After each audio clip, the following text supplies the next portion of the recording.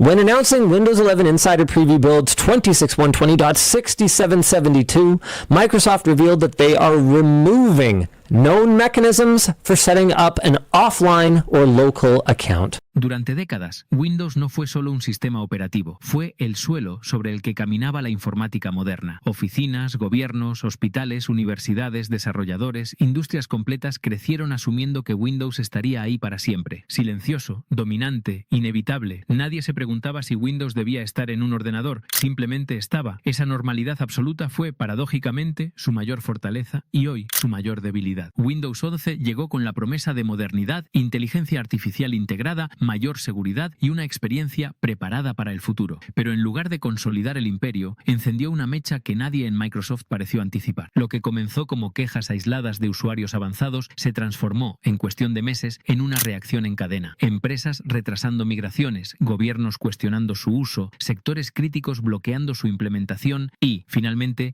países enteros decidiendo marcharse. Lo verdaderamente inquietante para Microsoft no es una caída puntual de ventas ni una polémica pasajera, es el patrón, un patrón global, coherente y persistente que apunta a algo mucho más profundo, una pérdida de confianza estructural, y cuando la confianza se rompe en el corazón del software que sostiene economías enteras, las consecuencias dejan de ser técnicas y se vuelven históricas. Bill Gates, arquitecto original del dominio de Windows, observa ahora cómo la plataforma que ayudó a construir empieza a ser abandonada no por capricho, sino por decisión estratégica. Esta no es una simple actualización impopular, es una revuelta silenciosa, organizada y, lo más peligroso de todo, racional. El primer temblor, cuando las cifras dejaron de mentir. El punto de inflexión no llegó con titulares escandalosos, sino con algo mucho más frío: los números. En una presentación financiera que pasó rápidamente de rutinaria a incómoda, Microsoft reconoció una caída significativa en los ingresos vinculados a Windows. No una desaceleración suave, una contracción brusca, concentrada y difícil de explicar solo con ciclos de mercado. Los ejecutivos intentaron amortiguar el golpe con argumentos conocidos: retrasos en renovaciones, cambios en el comportamiento empresarial, ajustes temporales. Pero las preguntas de los analistas fueron directas, casi quirúrgicas. ¿Cuánto de esa caída se debía, específicamente, a la resistencia frente a Windows 11? La respuesta fue tibia, demasiado tibia para tranquilizar a los mercados. El resultado fue inmediato. El valor bursátil se resintió, no solo por la cifra puntual, sino por lo que insinuaba. Windows ya no era intocable. Por primera vez en mucho tiempo, inversores y observadores comenzaron a considerar un escenario que antes parecía impensable, un futuro donde Windows no lidera automáticamente. On today's Windows Wednesday, I remind everybody why I switched to Linux. This news, of course, has been going around that Microsoft finally admits that pretty much every major core function of Windows 11. Detrás de esas cifras había algo más preocupante. Informes internos, filtraciones y testimonios de departamentos de TI revelaban que muchas organizaciones no estaban simplemente postergando la actualización. Estaban rediseñando su estrategia tecnológica para reducir o incluso eliminar su dependencia de Windows. No era una protesta ruidosa, era una retirada calculada. Gobiernos que dicen basta, soberanía digital contra Windows 11. El golpe más profundo para Microsoft no llegó desde foros de usuarios ni desde críticas técnicas aisladas. Llegó cuando los estados comenzaron a intervenir, no como consumidores descontentos, sino como actores soberanos que toman decisiones pensando en décadas, no en ciclos de actualización. Cuando los gobiernos entran en escena, el debate deja de girar en torno a comodidad o preferencias y se desplaza hacia terrenos mucho más sensibles: seguridad nacional, control de la información y autonomía tecnológica. A diferencia de las empresas privadas, los estados no evalúan un sistema operativo únicamente por su eficiencia inmediata. Lo examinan como una pieza de infraestructura crítica, comparable a una red eléctrica o a un sistema de comunicaciones estratégicas. Si te gusta este tipo de contenido, dale al botón de suscribirse y activa la campanita para que no te pierdas el próximo video. Bajo esa lógica, Windows 11 empezó a generar más preguntas que certezas. ¿Quién controla realmente los datos? ¿Dónde se procesan? ¿Qué ocurre en segundo plano? ¿Hasta qué punto un país puede auditar un software cerrado que evoluciona según decisiones tomadas fuera de sus fronteras? I don't think all of those customers would pay. I don't think Microsoft's partners would love to support umpteen billion versions of Windows forever on all. El caso de Corea del Sur se convirtió rápidamente en un símbolo de este cambio de paradigma. Tras meses de evaluaciones internas, las autoridades llegaron a una conclusión incómoda pero firme. Windows 11 no solo presentaba inconvenientes técnicos, sino que resultaba estructuralmente incompatible con las necesidades del aparato estatal. Los problemas iban mucho más allá de errores puntuales. El rendimiento era inferior al esperado en entornos administrativos complejos. Los sistemas de entrada lingüística mostraban mostraban fallos persistentes y, lo más grave, la arquitectura de recopilación de datos entraba en conflicto directo con las leyes nacionales de soberanía digital. Para un gobierno que considera la información un activo estratégico, esa combinación resultó inaceptable. No se trataba de corregir detalles ni de esperar una futura actualización. El problema estaba en el diseño mismo del sistema. Ante ese diagnóstico, la respuesta fue radical y, al mismo tiempo, extraordinariamente clara. No hubo negociaciones prolongadas ni peticiones de versiones especiales. No se buscó una excepción. La decisión fue abandonar Windows. El Estado coreano optó por desarrollar e implementar su propia distribución de Linux, diseñada desde cero para responder a su idioma, su marco legal y sus exigencias de seguridad. No era un gesto simbólico ni una prueba piloto limitada. Era una migración masiva, planificada e irreversible. Millones de equipos comenzaron a transitar hacia una plataforma que el propio gobierno podía auditar, modificar y controlar plenamente. Una vez iniciado ese proceso, no existía marcha atrás. Este tipo de decisiones nunca ocurre en aislamiento. Cuando un gobierno da un paso de esa magnitud, el ecosistema entero observa con atención. Las grandes corporaciones, especialmente aquellas que dependen de contratos estatales o de marcos regulatorios similares, comenzaron a tomar nota. Conglomerados industriales y tecnológicos iniciaron pruebas internas con sistemas alternativos, evaluando escenarios que hasta entonces parecían innecesarios. El mensaje implícito era poderoso. Si el Estado puede operar sin Windows, la dependencia histórica deja de ser una obligación. Brasil siguió un camino paralelo, aunque con una ambición aún mayor. Allí, el debate trascendió rápidamente lo técnico para convertirse en una cuestión de política pública. El concepto de informática soberana, durante años relegado a documentos académicos y debates especializados, se transformó en una prioridad estratégica. La premisa era tan sencilla como disruptiva. Ningún sistema crítico del país debía apoyarse en software extranjero que no pudiera ser auditado de forma completa y permanente. En ese contexto, Windows 11 se convirtió en un ejemplo de todo lo que se buscaba evitar. Su integración profunda con servicios en la nube, su telemetría constante y su dependencia de infraestructuras externas lo posicionaron como un riesgo potencial, no necesariamente por intenciones maliciosas, sino por falta de control. Para un Estado que busca autonomía digital, depender de decisiones técnicas tomadas fuera de sus fronteras era una vulnerabilidad que ya no estaba dispuesto a aceptar. China, por su parte, aceleró un proceso que llevaba años en desarrollo. La reducción de la dependencia del software occidental no era nueva, pero Windows 11 actuó como catalizador definitivo. La percepción de riesgo geopolítico asociada a un sistema operativo íntimamente conectado a infraestructuras extranjeras llevó a una decisión contundente: adelantar los plazos y ampliar el alcance de la migración. Organismos estatales y empresas públicas comenzaron a sustituir Windows a una escala sin precedentes. Decenas de millones de equipos iniciaron su transición hacia sistemas desarrollados localmente,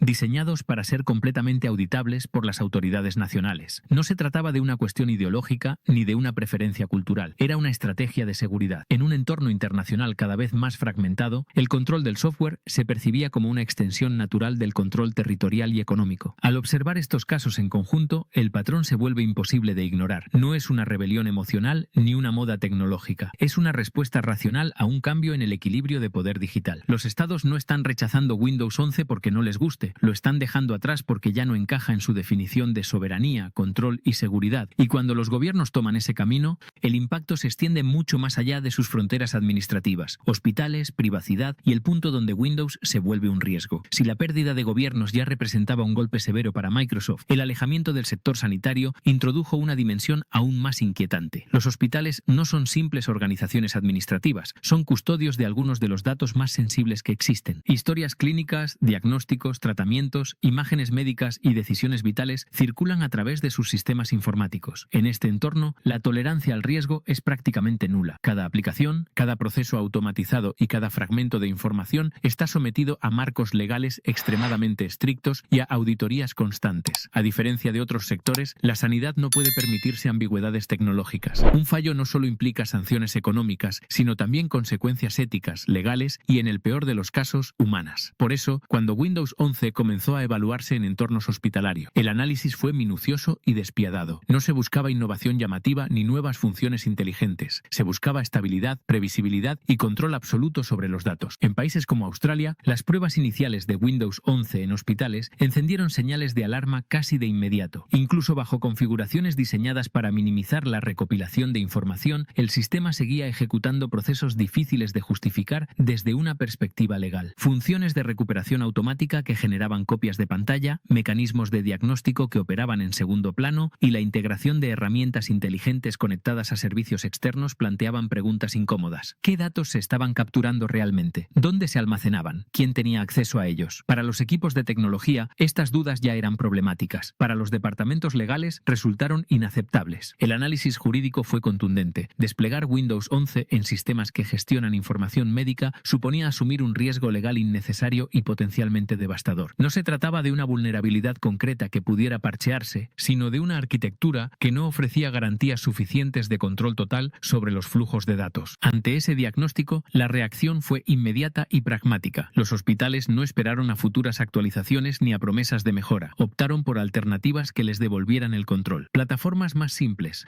más transparentes y, sobre todo, completamente auditables. El objetivo no era experimentar, sino reducir al mínimo cualquier exposición legal. Así, distribuciones de Linux, especialmente adaptadas para el ámbito sanitario, comenzaron a sustituir a Windows en miles de estaciones de trabajo. No fue una decisión ideológica ni una cruzada contra Microsoft. Fue una elección basada en criterios muy concretos: menores costos de licencias, independencia de servicios en la nube externos, mayor capacidad de personalización y una reducción drástica de los posibles vectores de fuga de información. En un entorno donde cada byte cuenta, esa diferencia resultó decisiva. Lo ocurrido en Australia no fue un caso aislado. En distintos países europeos, la situación evolucionó de forma similar. Las normativas de protección de datos, ya de por sí exigentes, chocaron frontalmente con el diseño de Windows 11. No se trataba de desactivar una función opcional ni de ajustar una política de privacidad. El conflicto era estructural. La manera en que el sistema operativo gestionaba la telemetría, la integración con servicios inteligentes y la comunicación con infraestructuras externas lo hacía difícilmente compatible con las obligaciones legales del sector sanitario europeo. Frente a este panorama, muchos hospitales llegaron a la misma conclusión: era más sencillo y más seguro abandonar Windows que intentar adaptar un sistema concebido con otras prioridades. La transición, aunque compleja, ofrecía una ventaja clave: previsibilidad. Saber exactamente qué hace el sistema, cuándo lo hace y bajo qué condiciones se convirtió en un valor incalculable. Cuando un sistema operativo cruza esa línea y deja de ser una herramienta fiable para convertirse en una posible fuente de responsabilidad jurídica, su papel cambia por completo. Ya no es un facilitador del trabajo médico, sino un factor de riesgo. Y en la sanidad, donde el margen de error es prácticamente cero, ese tipo de amenaza no se negocia, se elimina. Las empresas despiertan. El mito de que Windows es inevitable se rompe. Durante décadas, Microsoft construyó su poder real no en los hogares, sino en las oficinas. El mundo corporativo fue siempre el verdadero bastión de Windows. Allí donde los contratos eran largos, los sistemas complejos y el costo del cambio actuaba como una barrera casi infranqueable. Windows no solo estaba presente en las empresas, estaba incrustado en sus procesos, en sus flujos de trabajo, en su cultura operativa y en ecosistemas enteros de aplicaciones diseñadas específicamente a su alrededor. Esa dependencia histórica llevó a Microsoft a asumir que, incluso si había resistencia en otros segmentos, las grandes corporaciones permanecerían. Sin embargo, esa certeza empezó a resquebrajarse de forma silenciosa, no con anuncios públicos ni comunicados oficiales, sino a través de documentos internos que comenzaron a filtrarse y a circular entre analistas y especialistas del sector. Memorandos estratégicos, evaluaciones de riesgo y planes de contingencia revelaban un cambio profundo en la mentalidad empresarial. La pregunta central ya no era ¿cuándo daremos el salto a Windows 11?, sino algo mucho más inquietante para Microsoft: ¿hasta qué punto necesitamos seguir dependiendo de Windows? En salas de reuniones, donde durante años la adopción de nuevas versiones de Windows se daba por sentada, el debate cambió de tono. Algunas compañías comenzaron a plantear escenarios impensables pocos años atrás, como migrar una parte significativa de su fuerza laboral a macOS o a distribuciones de Linux. Otras optaron por una estrategia aún más conservadora: congelar indefinidamente cualquier actualización y mantener versiones anteriores mientras se evaluaban alternativas con mayor detenimiento. No era una reacción impulsiva, sino el resultado de análisis extensos y comparaciones detalladas. Las razones que impulsaban esta reevaluación se repetían con una coherencia notable entre empresas de distintos sectores. El rendimiento de Windows 11 en muchos entornos no solo no superaba al de versiones anteriores, sino que en algunos casos era inferior. A eso se sumaban los costos ocultos derivados de los nuevos requisitos de hardware, que obligaban a renovar equipos perfectamente funcionales. Las nuevas funciones, presentadas como mejoras, generaban en la práctica fricciones en la productividad y requerían más capacitación, más soporte y más tiempo de adaptación. Pero había un factor que aparecía de forma recurrente en casi todos los informes: la preocupación por la recopilación de datos. En un contexto de regulaciones cada vez más estrictas y de mayor sensibilidad hacia la privacidad, la idea de un sistema operativo con múltiples procesos en segundo plano, difícilmente auditables, empezó a percibirse como un riesgo operativo y legal. Para muchas empresas, ese riesgo no venía acompañado de un beneficio proporcional. El cálculo final fue implacable. inexplicable. Desde una perspectiva puramente empresarial, Windows 11 implicaba mayores costos y ofrecía retornos inciertos. No había una ventaja competitiva clara que justificara la migración. En lugar de facilitar el trabajo, introducía nuevas variables de complejidad. Frente a esa ecuación, la decisión de replantear la dependencia dejó de ser radical y pasó a ser lógica. Esta reconsideración no se quedó confinada dentro de las paredes corporativas. Tuvo un efecto dominó que comenzó a sentirse en todo el ecosistema tecnológico. Proveedores de software, atentos a las decisiones de sus principales clientes, empezaron a ajustar sus prioridades. Las nuevas aplicaciones dejaron de diseñarse automáticamente con Windows como plataforma principal. Cada vez más proyectos nacían pensados para ser multiplataforma o, directamente, optimizados primero para macOS y Linux. Así, un principio que había definido la industria durante años empezó a erosionarse. El viejo axioma de Windows First perdió fuerza, no por una ruptura abrupta, sino por una acumulación de decisiones racionales tomadas por empresas que por primera vez en mucho tiempo ya no daban por sentado que Windows debía estar en el centro de su estrategia.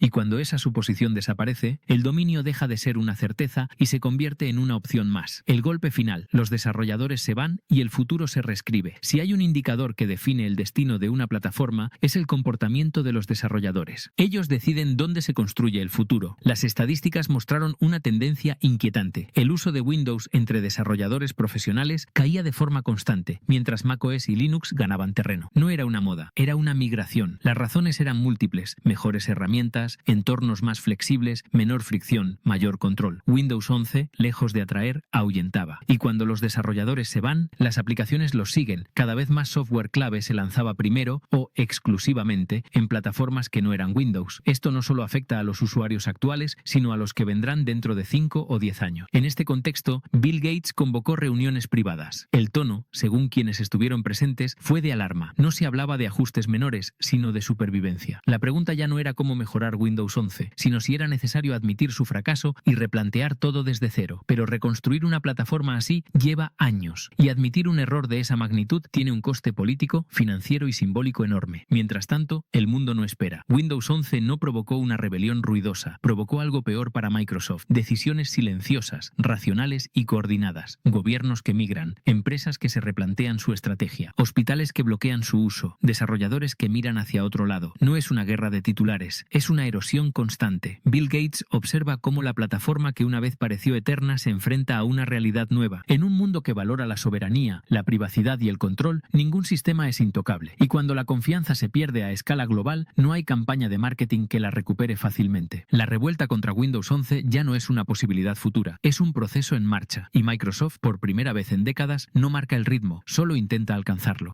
A medida que esta nueva mentalidad se fue consolidando, las decisiones dejaron de ser tácticas y pasaron a ser estructurales. Las empresas no solo evaluaban sistemas operativos como herramientas técnicas, sino como piezas estratégicas que condicionan su flexibilidad futura. Mantener una dependencia absoluta de Windows comenzó a percibirse como un riesgo de largo plazo, especialmente en un entorno donde la agilidad tecnológica y la capacidad de adaptación son ventajas competitivas clave. Reducir esa dependencia ofrecía algo más que ahorro inmediato, ofrecía margen de maniobra, poder de negociación y una menor exposición a decisiones unilaterales de un proveedor dominante. Este cambio de enfoque alteró también la relación psicológica entre las empresas y Windows. Lo que durante años fue una elección automática pasó a ser una opción más dentro de un portafolio de posibilidades. Cuando una plataforma deja de ser incuestionable, pierde su ventaja más poderosa. La lealtad histórica fue sustituida por evaluaciones periódicas, comparativas constantes y planes de contingencia. Y en ese contexto, Windows 11